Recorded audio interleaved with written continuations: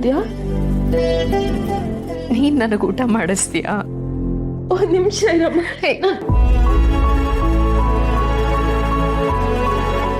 ಊಟ ಆಮೇಲೆ ಮಾಡಿಸೋವಂತೆ ಒಂದ್ ಸ್ವಲ್ಪ ಹೊತ್ತು ನನ್ನ ಮಡ್ಲಲ್ಲಿ ಮಲ್ಗಿರು.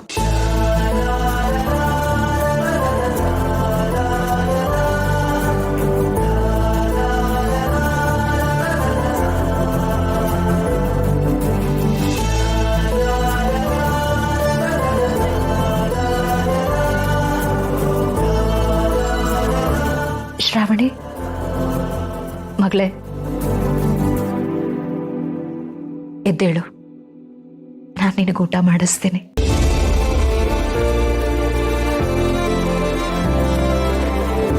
ಅಮ್ಮ, ಊಟ ಹೇಗ್ ಬಂತು?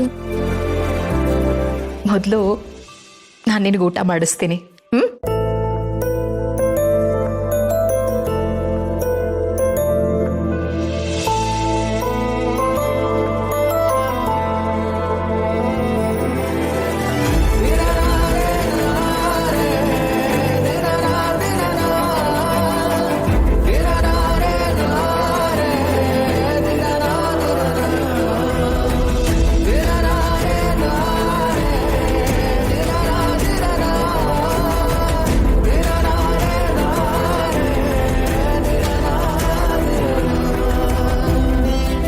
ನೀನ್ ಹೇಗಿದೀಯ ಮಗಳೇ?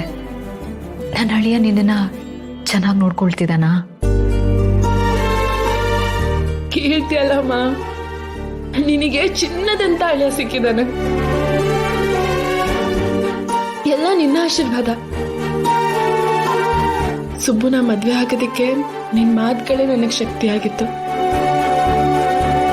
ನಾನು ಎಷ್ಟೋ ಸಲ ಕುಗ್ಗೋಗ್ತಿದ್ದೀನಿ ಅಂತ ಅನ್ನಿಸ್ದಾಗ ನೀನ್ ಆ ಲೆಟ್ರಲ್ಲಿ ಬರ್ದಿರೋ ಅಕ್ಷರಗಳೇ ನನಗೆ ಧೈರ್ಯ ತುಂಬ್ತಾ ಇತ್ತು. ಸುಬ್ಬುನು ನಿನ್ ಹಾಗೆ ಪ್ರೀತಿಯಿಂದ ಮಾತಾಡಿಸ್ತಾನೆ, ಧೈರ್ಯ ಹೇಳ್ತಾನೆ, ಯಾವಾಗ್ಲೂ ಜೊತೆಯಾಗಿರ್ತಾನೆ. ಖುಷಿ ಆಯ್ತು. ಅಮ್ಮ ಕೊಡು, ನಾನು ನಿನ್ ಊಟ ಮಾಡಿಸ್ತೀನಿ.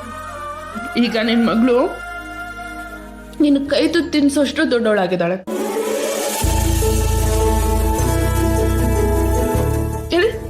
ಮಾಡು.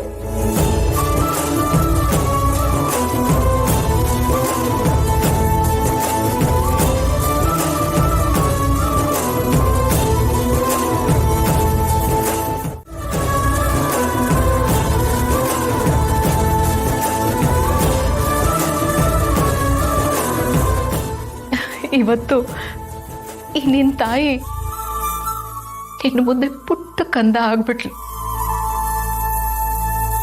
ನನ್ನ ಬದುಕು ಸಾರ್ಥಕ ಅನ್ನಿಸ್ತಿದೆ ಮಗಳೇ.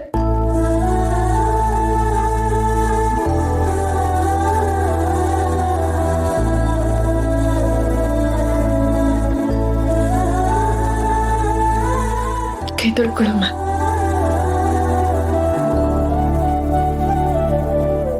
ಬಾಯ್ ಕೊಡು, ನೀನು ಕೈ ತೊಳ್ಕೊ.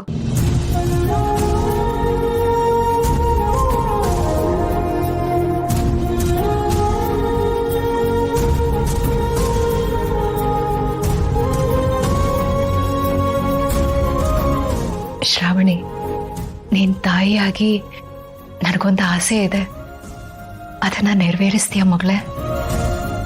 ಏನಮ್ಮ ಅದು? ಒಂದೇ ಒಂದ್ಸಾರಿ ನಾನು ನಿನ್ ಮಡ್ಲಲ್ಲಿ ಮಲಗ್ಬೇಕು. ಮಲಗಿಸ್ಕೋತೀಯ? ಕೇಳ್ತಿಯಲ್ಲಮ್ಮ.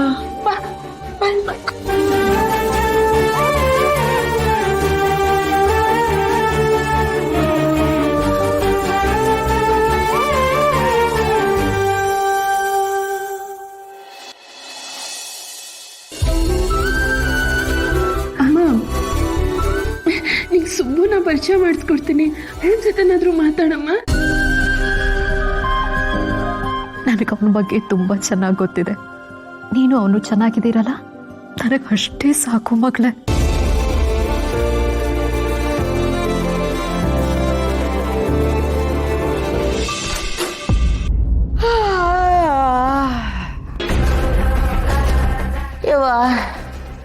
ಆಕ್ಲಿಕ್ಕೆ ಬರ್ತಾ ಇದೆ, ನಿದ್ದೆ ಬರ್ತಿಲ್ವಲ್ಲ.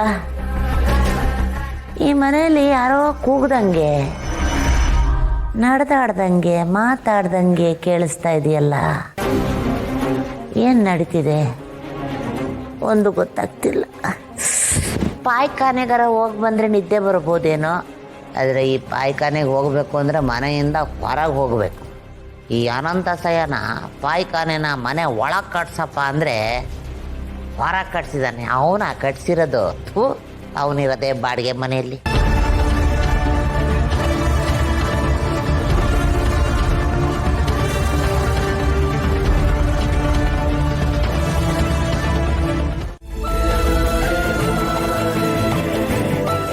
ಮಲ್ಕೋ.